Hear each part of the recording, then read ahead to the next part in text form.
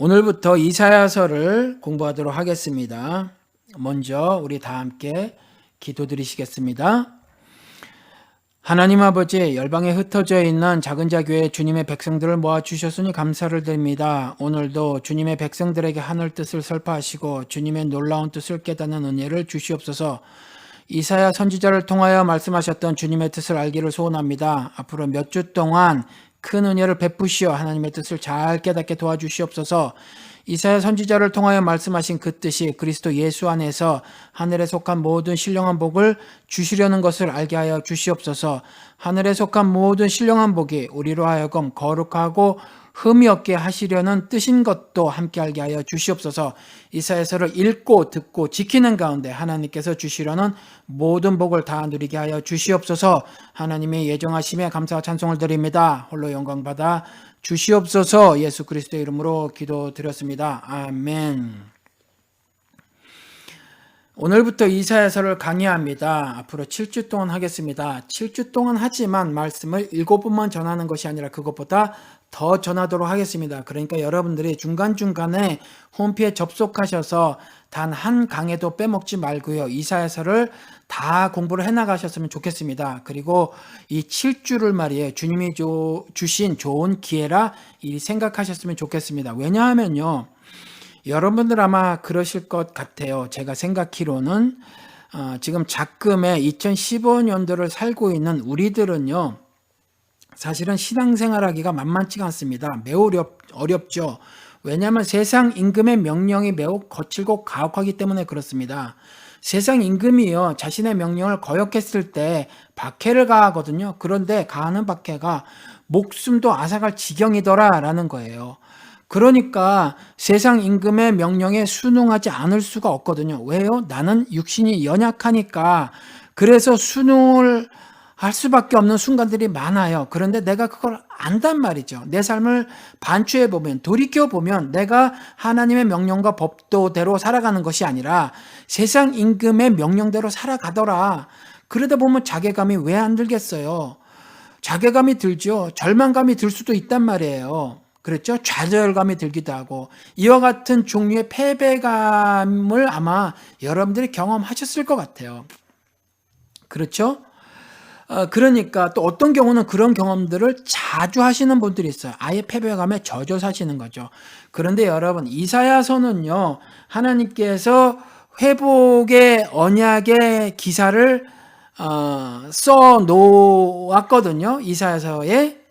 이사야서는 하나님의 회복의 언약, 그 기록을 담고 있단 말이에요. 그러니까 여러분들이 이렇게 이런 기록들을 여러분들이 읽으시면서 말씀이 살아 운동력이 있어서 여러분들의 영과 혼과 및 골수를 쪼개금도 남지 않습니까? 그러니까 이사야서를 공부하시면서 믿음으로 믿음에 이르는, 그래서 하나님의 은혜를 내가 다 받아 누리리라. 하나님이 나에게 이와 같이 은혜를 주시려는 귀한 기회를 주셨구나, 이렇게 생각을 하시고요. 7주를 앞으로 진행해 나가시고 살아나가시기를 바랍니다. 먼저 여러분들 이사야서를 펴시길 바랍니다. 이사야서를 펴시고 1장 1절을 우리 다 함께 읽도록 하겠습니다. 성경을요, 여러분들 제가 읽을 때 여러분들도 눈으로 읽거나 마음으로 읽거나 소리내서 다 함께 읽으시기 바랍니다. 그 일은 매우 중요합니다. 이 말씀이 살아 운동력 있는 말씀이고요. 하늘의 말씀이지 제 설교는 그렇지 않거든요. 그러니까 훨씬 소중하고 가치 있는 것이니까 우리 그리 하셨으면 좋겠습니다. 제가 읽도록 하겠습니다. 그리고 함께 따라 읽으시기 바랍니다. 이것은 아모스의 아들 이사야가 유다왕 우시아와 요담과 아하스와 히스기야 시대에 유다와 예루살렘에 대하여 본 이상이다. 제가 이걸 굳이 읽습니다. 왜냐하면 이사야서의 시작 부분인데 시작이 좀 특이해서 그래요. 여러분 여기에 등장한 아모스 있지 않습니까? 이 아모스는 아모스 선지자, 아모스서를 기록한 아모스 선지자가 아니에요. 영어로는 AMOZ입니다. 여기에 있는 아모스는. 그런데 아모스 선지자는요, AMOS예요. 그래서 영어로 읽는 사람들은 그들이 그렇게 표기를 했기 때문에 이렇게 쉽게 구분을 하는데 우리는요 그냥 둘 다 아모스라고 되어 있어서 이게 구분이 쉽지 않은데 이게 동명이인이에요. 그런데 그 말씀을 드리려는 것이 아니라 도대체 이 사람들이 누구냐 하는 거죠. 아모스나 이사야 그리고 유다 왕이라고 하는 우시야, 요담, 아하스, 히스기야, 이 사람들이 도대체 누구죠? 우리랑 무슨 상관이 있습니까? 그리고 우리는 2015년도에 살고 있잖아요. 그런데 이렇게 말을 해놓고 있다는 거죠. 유다 왕 우시야와 요담과 아하스와 히스기야 시대에라고 말을 해놓고 있단 말이에요. 그러니까 그 시대에 사는 사람들에게 전한 말씀이거든요, 이게. 그러니까 하나님께서 이사야 선지자를 통해서 그 시대에 사는 사람들에게 전한 말씀이에요. 그리고 또 이렇게 기록을 하고 있죠. 이것은 유다와 예루살렘에 대하여 본 이상이다. 그렇죠. 이 이사야서 66장의 기록은 유다와 예루살렘에 대하여 본 비전이다라는 거예요. 그러면 우리와 무슨 상관이 있죠? 이 사람들도 우리와 상관이 없고, 그리고 유다와 예루살렘도 사실 우리가 사는 지역이 아니란 말이에요. 그리고 그때도 아니고요. 그러면 이 이사야서가 우리하고 도대체 무슨 관계가 있느냐 하는 거죠. 제가 굳이 이 1절을 읽으면서 이러한 말씀을 전해드리는 이유는 성경을 읽으시면서, 즉 이사야서를 읽으시면서 이 지역, 이 시대, 이 사람들의 이야기로 읽으시면 안 된다라는 말씀을 드리려고 하는 거예요.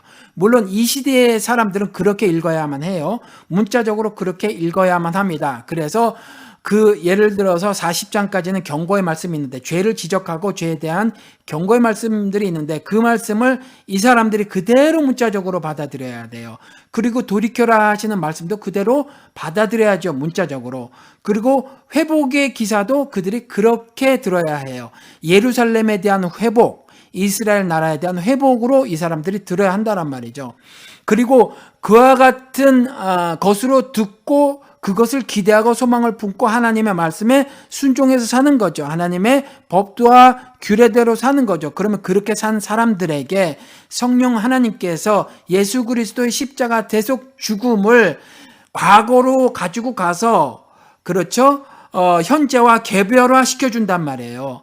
2015년도를 사는 우리들에게 성령 하나님께서 예수 그리스도의 십자가 대속 죽음 사역을, 그 은혜를 현재와 개별화 시켜 주시듯이 과거 8세기 현재에, 과거 7세기 현재, 과거 6세기 현재에 사는 그들에게, 히스기야 시대에, 요담과 아하스 시대에, 우시야 시대에 살고 있었던 유다와 예루살렘에게 그대로 전달해 준다라는 거죠.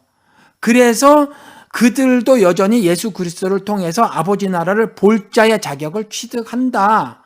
예수 그리스도께서 하나님의 아들이라 일컬음을 받은 것처럼 동일하게 예수 그리스도와 하나가 되어져서 그들 역시 하나님의 자녀라는 이름을 얻게 된다라는 거죠. 그러니까 그들은 그때는 그렇게 신앙생활을 하는 거예요. 그리고 현재를 사는 우리들은 그렇게 하면 안 된다라는 거죠. 왜요? 우리는 그 시대에 살고 있지 않으니까. 그 당시의 문화에 살고 있지 않으니까. 그 당시 정황 안에서 살고 있지 않으니까 그렇게 우리가 해석을 하면 안 된다라는 거죠. 예를 들어서 조금 더 설명을 해보도록 하겠습니다. 7장 14절입니다. 이사야서 읽어드리도록 하겠습니다. 여러분들도 바로 7장 14절을 펴시기 바랍니다. 제가 읽겠습니다. 그러므로 주님께서 친히 다윗 왕실에 한 징조를 주실 것입니다. 보십시오. 처녀가 잉태하여 아들을 낳을 것이며 그가 그의 이름을 임마누엘이라고 할 것입니다. 여러분들 이사야서를 읽지 않으셨다고 하더라도 이것은 여러분들이 아마 어디서 많이 들어봤다 하실 겁니다. 왜냐하면 복음서에 기록이 되어져 있기 때문에 그래요. 교회 생활을 좀 하신 분들은 성경 일독에 대한 부담이 있어서 성경 일독을 해보죠. 구약부터 읽겠다 하신 분들은 창세기부터 읽고 신약부터 읽겠다고 하신 분들은 마태복음부터 읽는데, 이것이 마태복음 1장에 기록이 되어져 있습니다. 이렇게 기록이 되어져 있죠. 21절서부터 23절까지 가서 보면 읽어드릴게요. 마리아가 아들을 낳을 것이니 너는 그 이름을 예수라고 하여라. 그가 자기 백성을 그들의 죄에서 구원하실 것이다. 이 모든 일이 일어난 것은 주님께서 예언자를 시켜서 이르시기를, 보아라, 동정녀가 잉태하여 아들을 낳을 것이니 그의 이름을 임마누엘이라고 할 것이다 하신 말씀을, 이사야를 통해서 하신 말씀을 이루려고 하신 것이다. 이렇게 기록을 하고 있죠. 그러니까 이 이사야서의 기록이 당시의 지역, 시대, 정황 등을 뛰어넘어서 해석을 해야 한다라고 성경이 밝히고 있다라는 거예요. 그렇죠? 다시 말씀을 드려볼게요. 이사야서의 예언이 시대나 정황에 국한된 예언의 말씀이 아님을 성경이 스스로 밝히고 있다. 그런 말씀이에요. 지난주에 우리가 사도행전 8장 말씀을 같이 공부를 했죠. 에디오피아 내시 이야기를 말씀을 드렸는데, 에디오피아 내시가 이사야서가 기록된 두루마리를 샀어요. 그리고 그것을 읽었죠. 그랬을 때 하느님께서 빌립을 그에게 보냅니다. 그리고 빌립이 묻죠. 당신 그 이사야서의 기록을 깨닫습니까?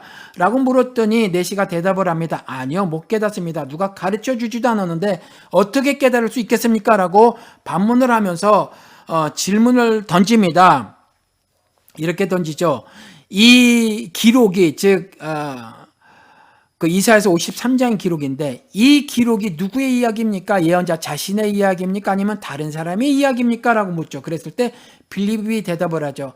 그 기록은, 이사야서 53장의 기록은 예수 그리스도에 대한 기록입니다. 라고 말을 하고 있죠. 그러니까 사도행전 8장을 통해서도 이사야서의 기록이 당시에 그 내 왕의 시대에 그때의 유다와 예루살렘에 살았던 사람들만을 위한 기록이 아니다.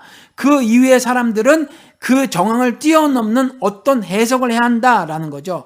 이게 성경의 내증이라는 거예요. 그렇죠?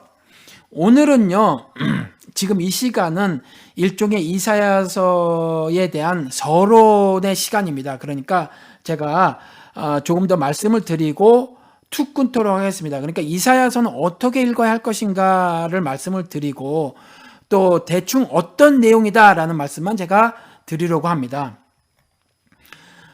이사야서는요, 전체 66장인데 크게 두 부분으로 나눌 수가 있습니다. 출애굽도 그렇게 두 부분으로 나눌 수 있듯이 19장 전후로 해서 나눌 수 있듯이 이것은 39장까지 하고 1장부터 39장 그리고 40장부터 마지막 장인 66장까지로 두 부분으로 나눌 수가 있어요. 어떤 분들은 세 부분으로 나눠요.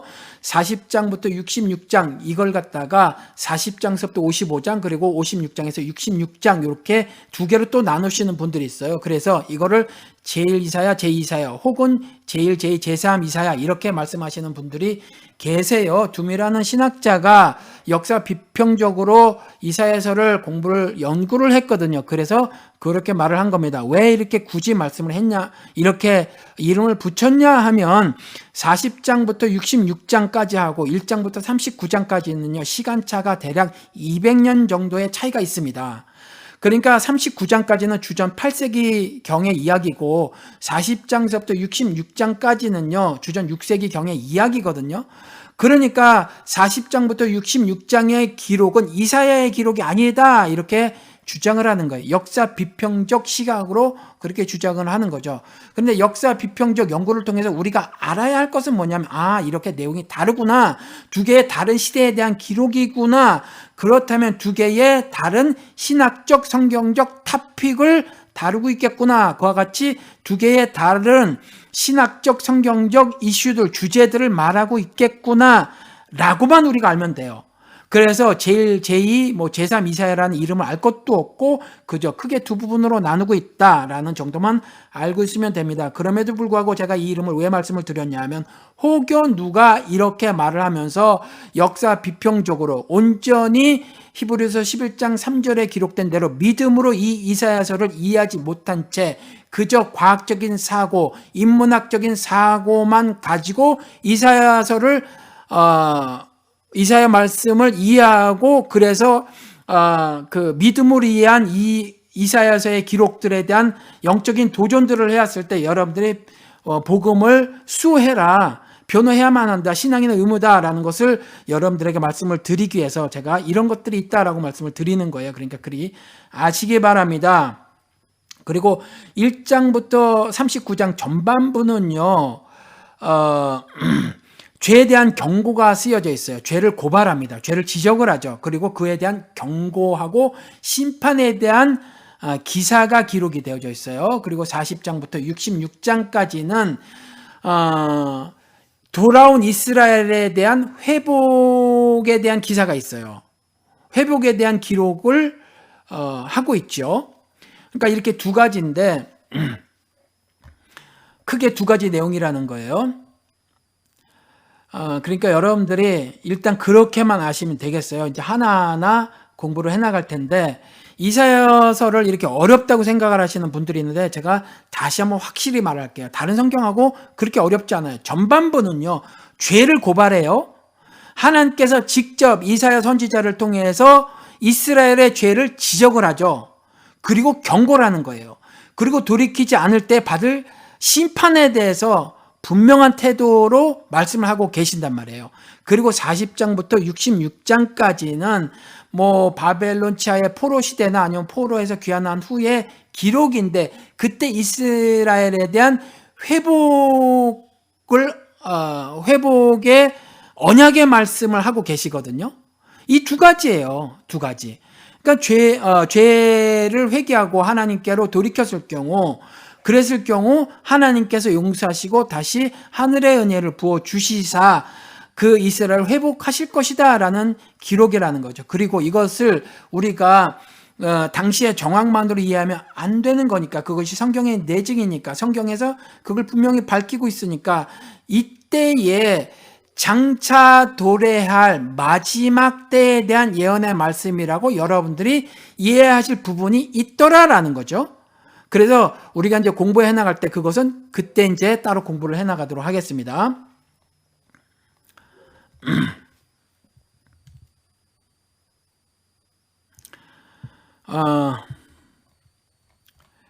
그리고 제가 지금 간단하게 이사야서의 배경을 말씀을 드리도록 하겠습니다. 이사야 선지자가 활동한 기간은요, 주전 739년에서 680년까지입니다. 그리고 이사야가 예언 활동을 하기 전에 그 남유다에는 우시야, 북이스라엘은 여로보암 2세가 통치를 하고 있었고요. 여러분들 아시겠지만 근동 지역의 강국은 이집트였잖아요. 그 이집트가 왕조가 바뀌면서 뭔가 바깥에 신경을 쓸 수가 없었어요. 내치에 치중할 수밖에 없었다라는 거죠. 그래서 영향력을 행사하지 못했던 그런 시기라는 거죠. 그런 때가 있었어요. 그 이사야 선지자가 활동하던 그때, 물론 내내 그랬다라는 건 아니에요. 그런 때가 있었고, 또 오른쪽에 동편에 아수르도 4분이 일어났어요. 그래서 아수르 바깥에, 나라 바깥의 일에 신경을 쓸 형편이 못 되었었죠. 그런데 주전 745년에 아수르의 왕으로 디글랏 빌레셀 3세가 등극합니다. 이 왕은 되게 유명한 왕이에요. 여러분들이 아실 필요가 있죠. 주전 745년에 디글랏 빌레셀 3세가 아수르의 왕으로 등극을 하게 되는데, 이가 왕으로 등극하자마자 정복 전쟁을 벌이기 시작합니다. 그래서 근동 지역의 정세가 급변해요. 그러다 보니까 북이스라엘과 그 밑에 아람은요, 그 아수르의 서진을 대비해서 동맹을 맺습니다. 그리고 동맹을 맺으면서 남쪽의 유다에게도 이 동맹에 동참을 할 것을 요구해요. 그런데 남유다는요, 이렇게 저렇게 고민을 해보다가 이 동맹을 거절합니다. 이 동맹에 동참할 것을 거절하고요, 강국인 그 아수르에게 붙어버려요. 그래서 친아수르 정책을 펴니다. 그래서 남유다의 아하스 왕은 오히려 그 동맹을 거절하고요, 동맹에 동참을 거절하고 친아수르 정책을 펴는데, 그래서 북이스라엘과 아람 동맹군이요, 남유다를 침공합니다. 왜냐하면 아수르가 서진을 하게 될 때에 유다하고 동맹을 맺었으니까 남유다도 남쪽에서 쳐들어올지 모르잖아요. 그러니까 미리 힘이 약한 남유다는 미리 침공을 해서 제압을 하려고 침공을 합니다. 이랬을 때 힘이 약한 남유다가 말이에요, 아수르에게 구원을 요청합니다. 구원을 요청하니까 아수르가 쳐들어가죠. 이때 아람은 간단하게 멸망을 당합니다. 그리고 이후에 북이스라엘도 아수르의 지속적인 침공에 결국 주전 722년에 멸망을 당하게 됩니다. 주전 722년에 멸망을 당하게 되고요. 그리고 또 이때에, 이 비슷한 시기에 이집트가 혼란스럽던 국내 정세를 정비합니다. 그렇죠? 국내 정치가 안정이 되는 거예요. 그러면서 다시 근동의 강대국으로 부상을 하게 돼요. 그리고 이집트가 강대국으로 부상을 하면서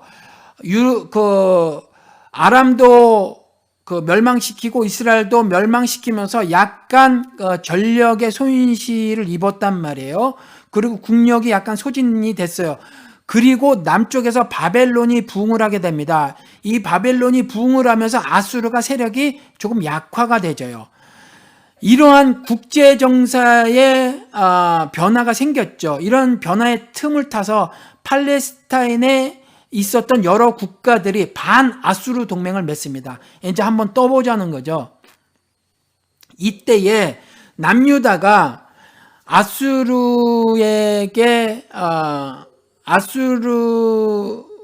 남유다가 그 반아수르 동맹에 참여를 하게 돼요. 그러니까 그 아수르에게 배반을 하는 거죠. 배반을 하고 이 동맹에 가담을 하게 되는데, 그래서 아수르의 사내립이 화가 나서 이 반아수르 동맹 국가들을 응징하기 시작합니다. 그래서 쳐들어가죠. 이런 정치적 혼란 속에서 이사야 선지자가 활동을 했다라는 거죠.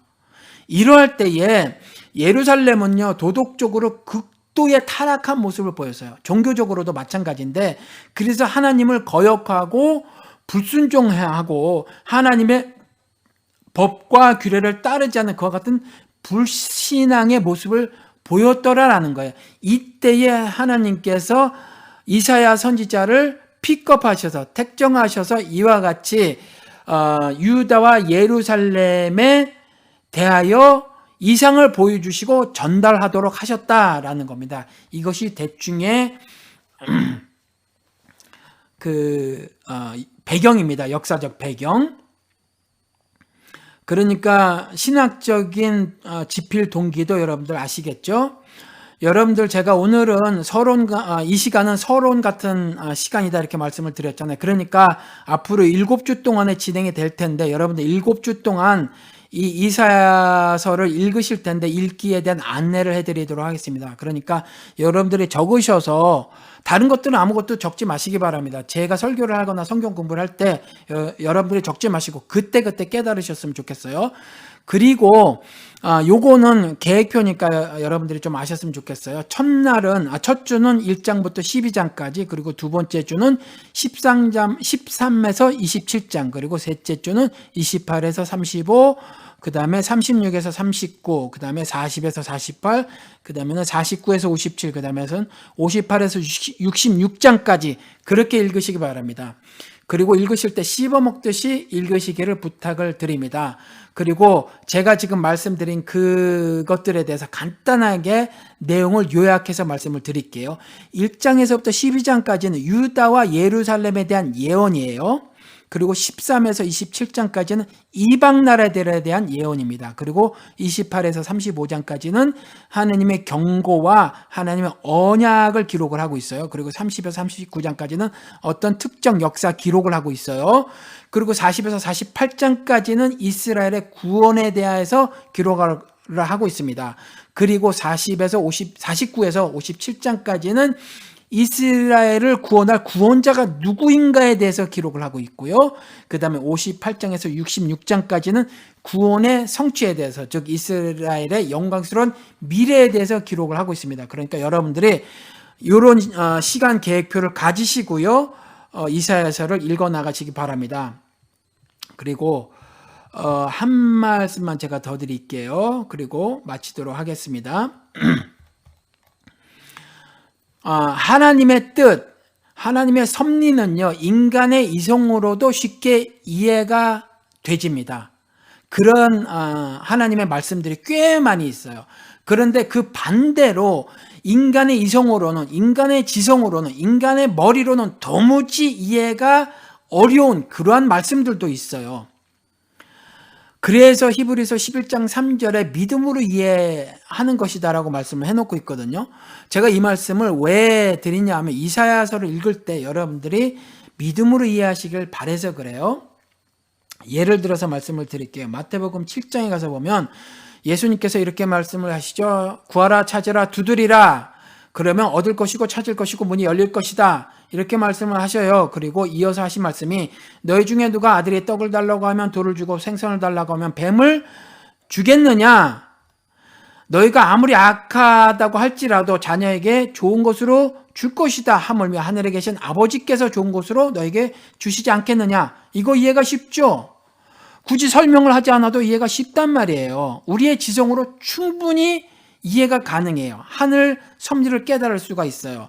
그러니까 그리스도의 말씀은 뭐냐면 너희들이 안 구하고 안 찾고 안 두드리는 것이 문제다. 즉 믿음이 없는 것이 문제다. 그러니까 좋은 것으로 하나님께서 반드시 주실 것이니 구하고 찾고 두드리라 라는 거예요. 그렇죠. 여기서 우리가 알아야 할 것은 좋은 것. 누가 보기에 하나님이 보기에. 그렇죠. 하나님이 보시기에. 우리가 보기에 좋은 것이 아니에요. 하나님이 보시기에 좋은 것으로 주실 것이니 구하고 찾고 두드리라. 그러면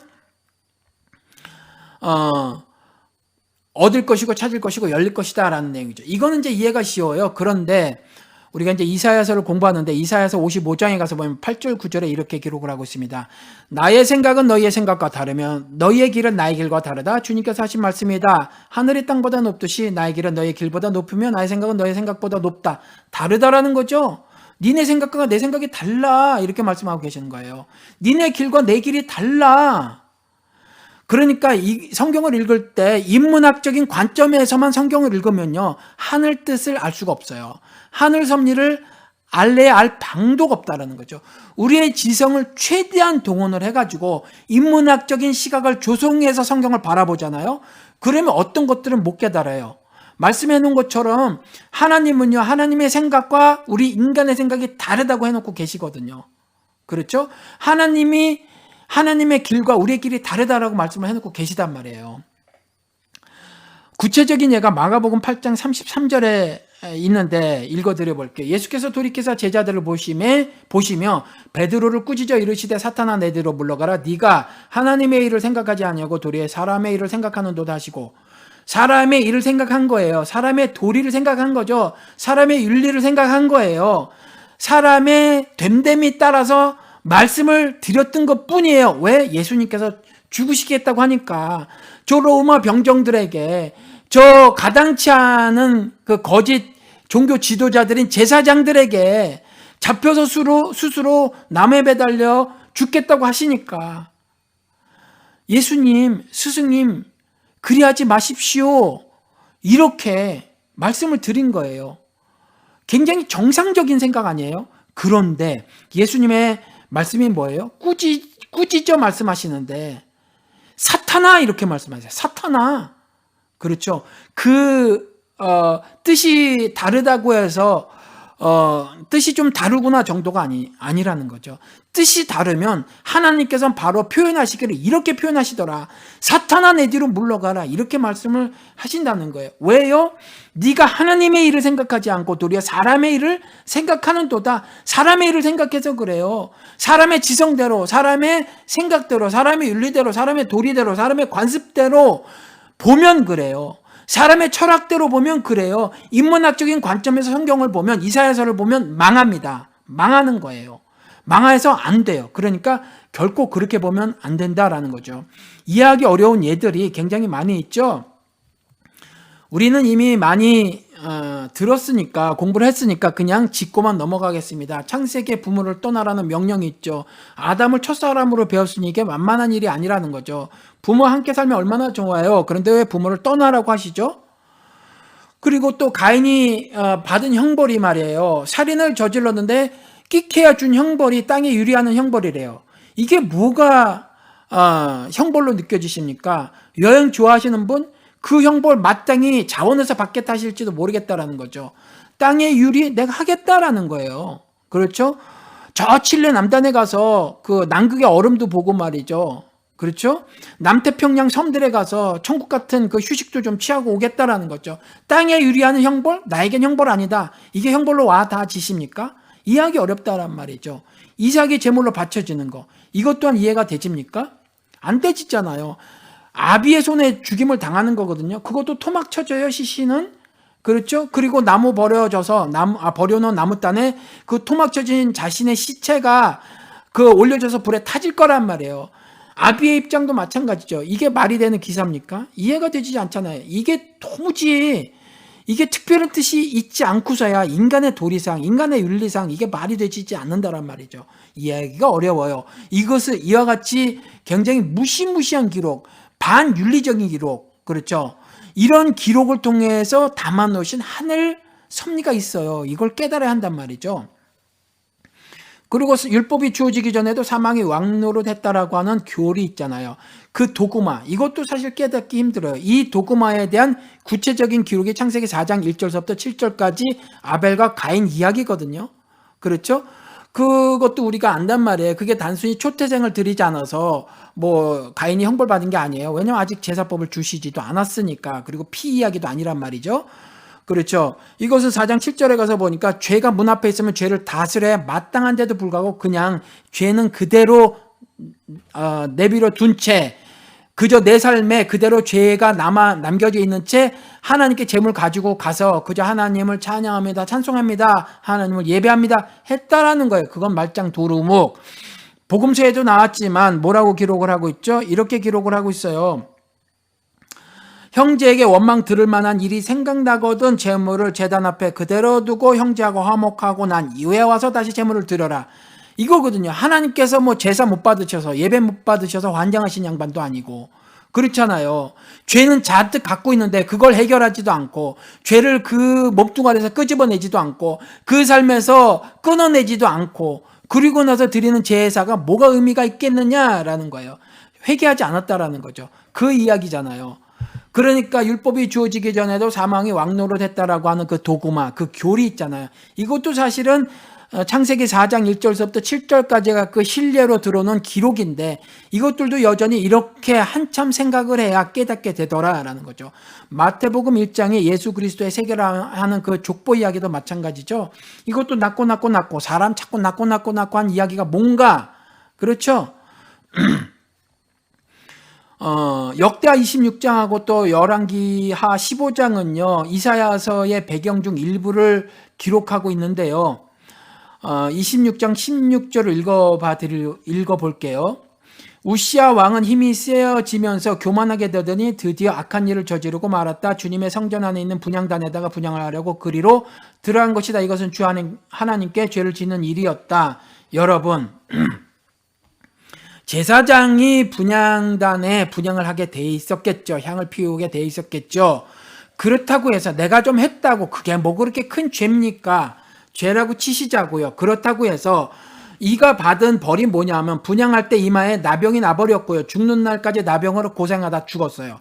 이것은 구약적 개념으로 해석을 하면 무슨 뜻이냐 하면 죽는 날까지 나병으로 고생했다라고 하는 것은 죄인의 삶을 살았다라는 거거든요. 죄인의 삶을 살았다. 의인의 삶을 살아는 것이 아니라 죄인의 삶을 살았다라는 거고 그 병으로 죽었다라고 하는 것은 형벌적 죽음을 당했다라는 거예요. 아니 그까짓 거 분향했는데 뭐가 그렇게 잘못이라고 그런 벌을 주셨죠? 이와 같은 구약 기록이 굉장히 많죠. 그런데 이것을 해석하는데 그 다음 절이 힌트를 제공합니다. 읽어드릴게요. 아사랴 제사장이 용감하고 힘이 센 주님의 제사장 80명을 데리고 왕의 뒤를 따라 들어가면서 왕의 뒤를 따라 들어갔죠. 따라 들어간 이 주님의 제사장 80명은 정치 권력, 경제 권력, 사회적인 권력 모두를 거머쥐고 있는 그 왕과의 정치적 카르텔을 형성하고 있었던 거짓 종교 지도자들이겠죠. 이들을 어떻게 묘사를 해놓고 있냐면 힘이 센 제사장이더라 이렇게 말을 해놓고 있어요. 그렇죠.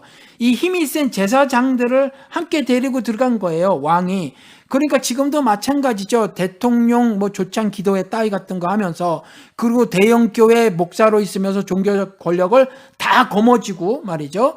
그래서 정치 권력과 또 사회의 다른 세력들과 카르텔을 형성하면서 떵떵거리는 이 사람들이 자신들 마음대로 어떤 교회 안에 헌법들 그 밖에 다른 법들을 만들고 자신들만의 전통들을 만들고 자신들의 영적 갑질 즉 성경 해석에 유일한 권한이 있는 자처럼 그렇게 말을 하고 또 자신이 분명히 인간임에도 불구하고 셰퍼드라는 사실 더 영적으로 소중한 그 역할을 감당하고 있는 것임에도 불구하고 절대로 히브리서 말씀에 의하면 천사는 사람보다 결코 더 소중한 존재가 아님에도 불구하고 자신을 주의 사자라고 명하면서 영적 갑질을 하더라라는 거거든요.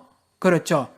그래서 하나님의 법도와 명령대로 살게 하는 것이 아니라 자신의 성경 해석대로 자신들의 마음대로 만든 그 법대로 자신이 원하는 방식대로 분양하는 그런 행동을 저지르더라.